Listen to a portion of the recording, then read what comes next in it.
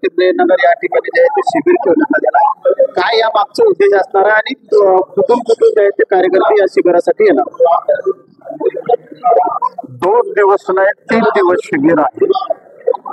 22, 23, 24 रोज सकाळी 9:30 ते रात्री 8:30 वाजेपर्यंत दुपारी 2 तास जेवणाची विश्रांती राहणार आहे.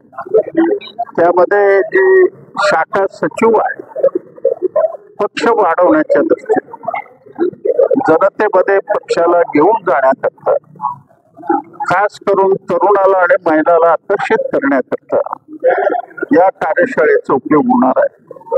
या कार्यशाळेमध्ये पक्षाची घटना, पक्षाचा कार्यक्रम, भारतीय कम्युनिस्ट पक्ष आणि मार्क्सवादी कम्युनिस्ट पक्ष आणि नक्षलवादी याच्यातलं फरक, त्याच पद्धतीनं केंद्र आणि राज्य सरकारचा कारभार, संपूर्ण जगामध्ये साम्राज्यवादाने जो अवरोध घातलेला आहे.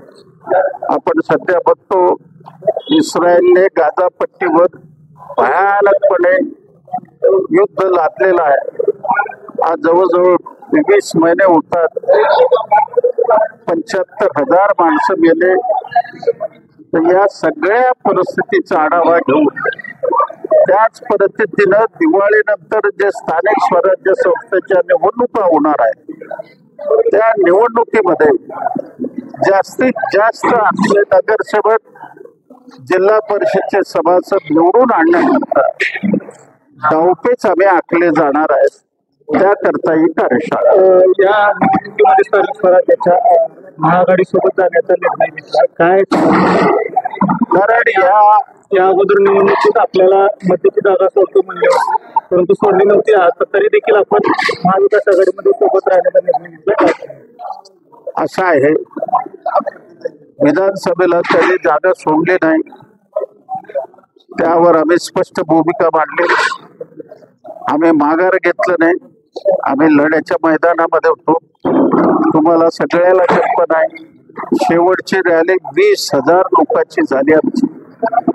काय गपला झाला आहे विधानसभेच्या निवडणुकीसंबंधी हायकोर्टात गेलो तर येईल निर्णय, परंतु देशामध्ये, राज्यामध्ये भारतीय जनता पक्ष आणि त्यांना मानणारे मित्र पक्ष देशाची घटना धोक्यात आणत, प्रचंड बेकारी आहे.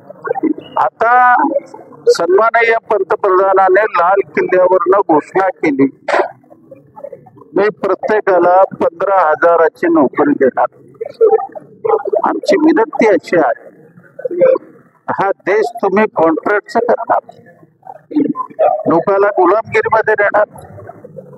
तर लष्करामध्ये 4 वर्षाचं तुम्ही भरती करून तसं करू लागला. संपूर्ण देशाला गुलामगिरीमध्ये लोटण्याचं, संविधान संपवण्याचा प्रयत्न करू लागले. म्हणून महाविकास आघाडी बरोबर आम्हाला लढावं लागेल.